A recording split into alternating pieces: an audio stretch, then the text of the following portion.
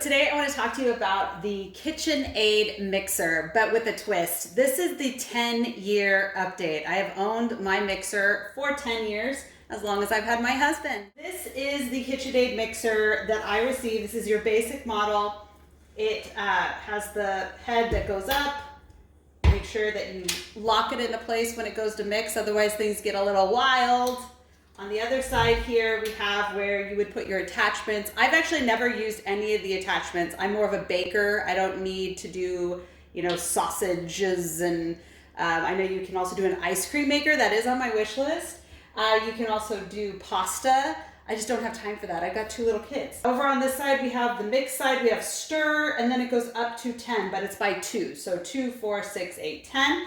And this thing gets a lot of love, okay? Like, I pull this thing out at least once a week. Like I said, I do a lot of mixing, but even if I'm gonna throw together like meatloaf, I'll put all the ingredients in here and I'll let this do the work. I actually just cleaned it this morning because last night I made my first grader tons of salt dough for her class. So let me show you what it came with.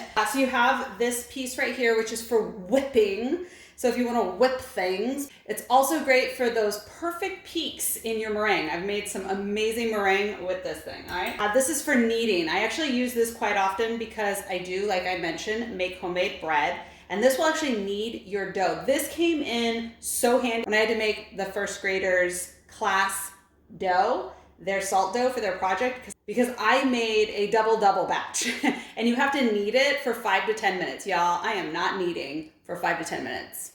This does it for you. And then this is the one I use the most. It has the most wear and tear. I'll show you kind of the wear and tear. You're not supposed to machine wash these pieces, and I do it anyway because I hate hand washing. But you see, after 10 years, you're gonna expect a little wear and tear. The great thing about KitchenAid is they have replacement parts and they're very easy to get.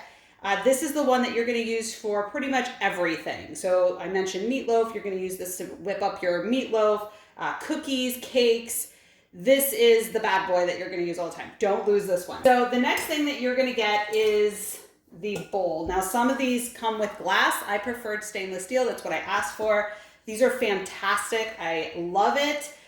It is a large, you can see, pretty large bowl. And I'm going to show you how it all comes together, all right? So the first thing is make sure that you're unlocked in the back. There you go. Put your head up.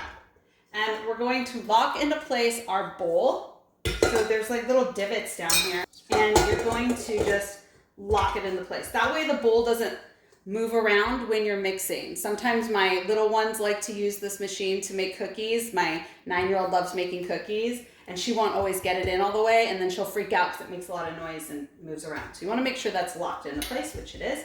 And then it's really easy to add these. There's, as you can see here, like a little notch here, and there's a little notch here. You're just gonna line up the notches like this, push in and turn. And now that's locked in there.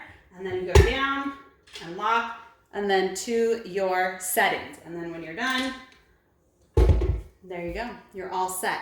I cannot tell you how many times I've used this in the past 10 years. I have never had a problem. This is why KitchenAid is given at weddings and at big events where people have asked for it, because it is an investment in your kitchen and it will last you forever. I cannot say enough for my KitchenAid. It is an amazing tool and I use it all the time. So there you go.